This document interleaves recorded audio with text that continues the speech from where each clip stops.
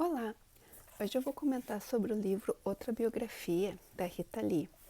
Eu não curto muito autobiografias, eu prefiro quando é biografia, porque eu tenho sempre a impressão que a pessoa, quando conta a sua história, acaba não entrando tanto nos detalhes como quando alguém vai lá e vai perguntando, como foi a do Paulo Coelho, por exemplo, que eu achei assim, ficou super legal, do Fernando de Moraes.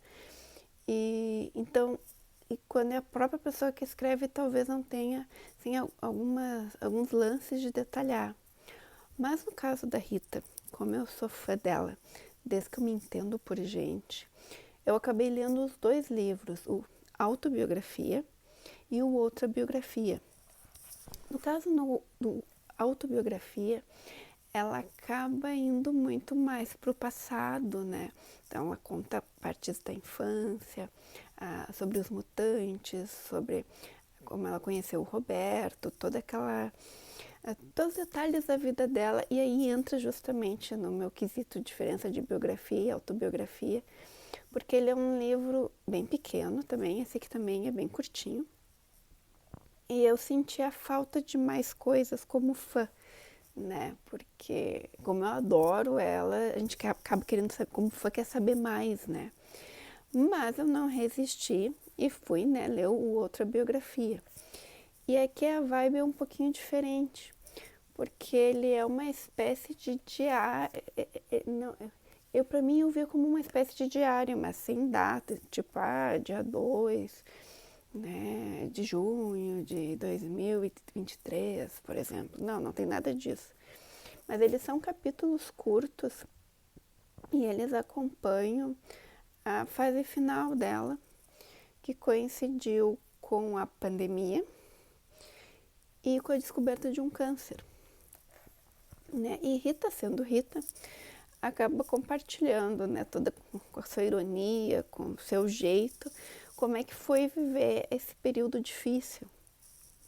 Então, um dos nódulos que ela tem, que eles iam acompanhando o crescimento, tudo, ela chamava de Jaira, né? Todo mundo já sabe a quem se refere. E ela vai contando também a relação dela, os ataques de pânico no hospital, o uso de uma máscara, né? Tem a foto que ela dá nome, naturalmente, da Leonor, os tratamentos, né, de sessão de radioterapia.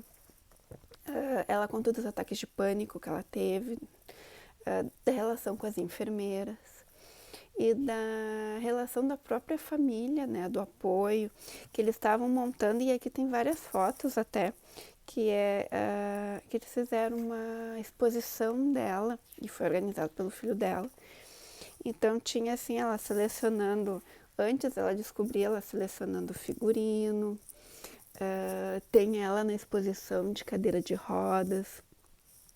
E tudo isso, né, entre fotos, ela vai compartilhando pequenas coisas, assim.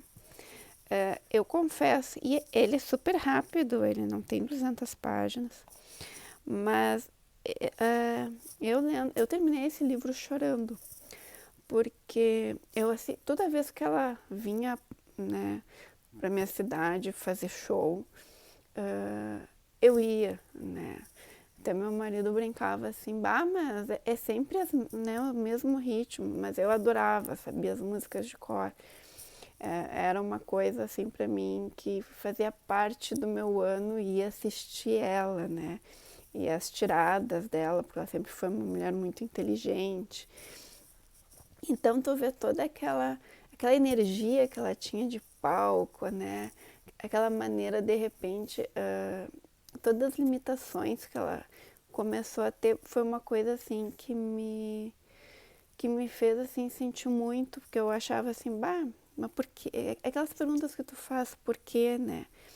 E foi as mesmas perguntas que eu acabei fazendo quando eu li o Hoje Eu Venci o Câncer, do Davi Coimbra, que é um jornalista que eu gostava muito e também morreu dessa doença desgraçada.